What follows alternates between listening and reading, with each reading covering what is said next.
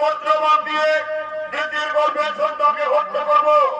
আমার বজ্রবাদ দিয়ে দিদির গর্ভের সন্তানকে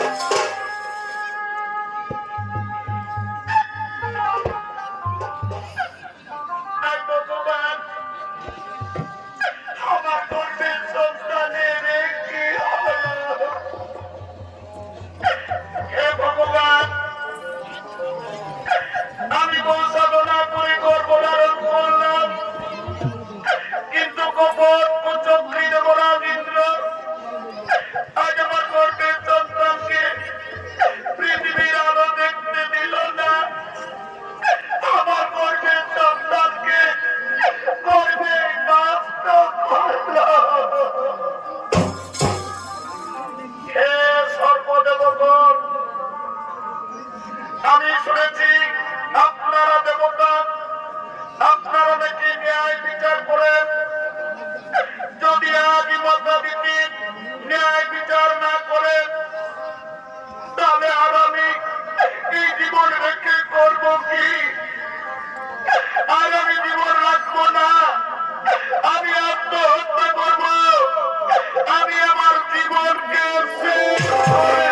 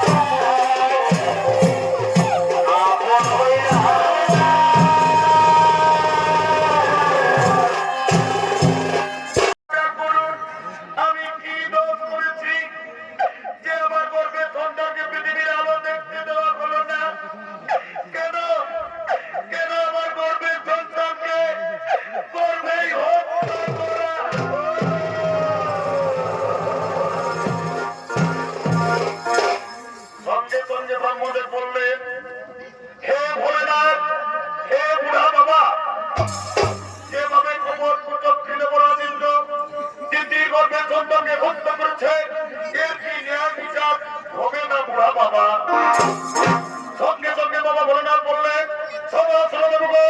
যেভাবে দ্বিতীয় গর্ভের সন্তানকে হত্যা করেছে ওরে পবিত্র তোর বিচার হবে। কিন্তু এই ন্যায় বিচার করবেন কর্মদাতা শনিদেব। আমি আপনার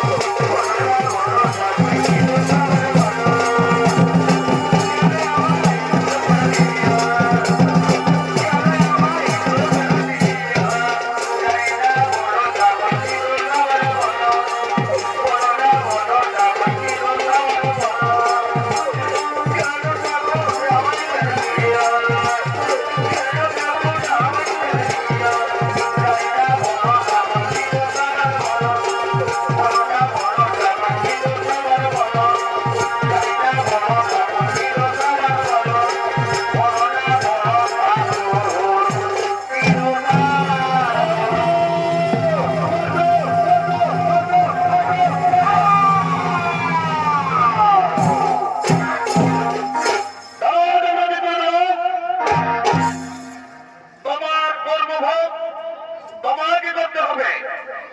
ন্যায়দাতা শনিদেবের কাছ থেকে তুমি কোনোদিনও রেহাই পাবে না।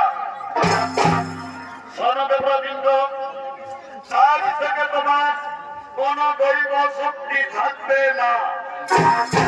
তোমার দৈব শক্তি, তোমার আচরণকার আমি ন্যায়দাতা শনিদেব আজ আমি হরণ করে নিলাম।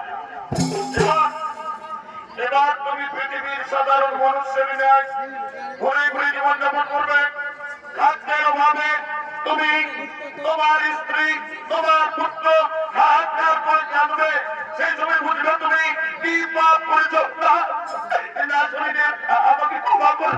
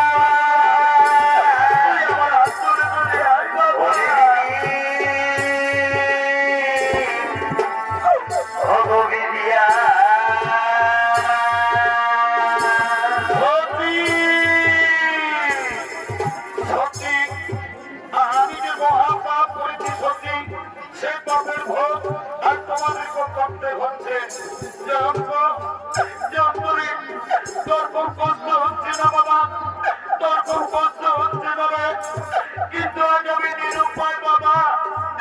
আমি যে মহাপাপী রে, আমি মহাপাপী।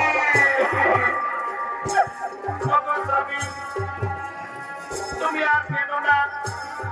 আমি তোমার স্ত্রী, স্ত্রী ধর্ম স্বামীর সুখে সুখী হওয়া, স্বামীর দুঃখে দুঃখী হওয়া, এতে আমার কোনো কষ্ট হয়নি গো। তুমি আর কেঁদো না স্বামী, তুমি আর কেঁদে ভেঙে পড়ো না। ওদিকে এক মুদি দোকানি গরুর গাড়ি করে তার দোকান আনছে।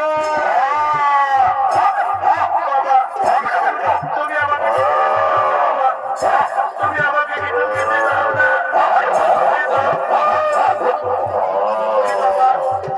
কোথায় বাবা মোটর খাওয়া, তোর বাবা তো কোথায় মোটর খেয়ে যায় গো।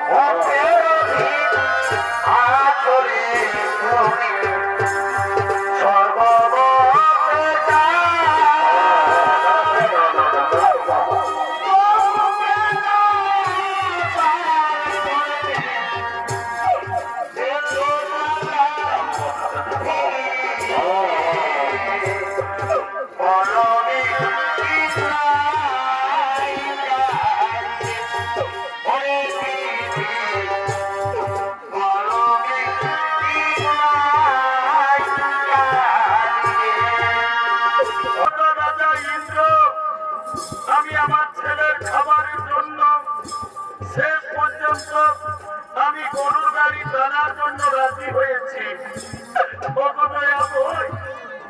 আমি যেন আমার ছেলেকে জীবিত অবস্থায় দেখতে পাই।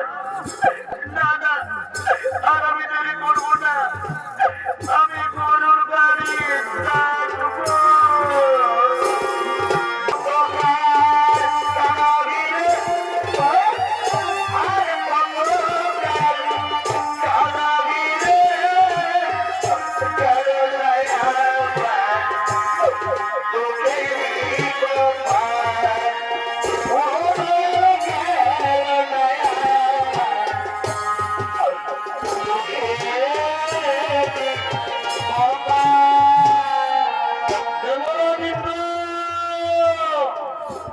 আমি ছদ্মবেশী ন্যায়দাতা শনিদেব, তোমার পাপের প্রথম পরীক্ষা। এবার এবার তুমি যে রাস্তাটি গরুর বাড়ি টেনে নিয়ে যাচ্ছ, আমি শনিদেব তোমার রাস্তায় আমি কাঁটা বিছিয়ে দেবো।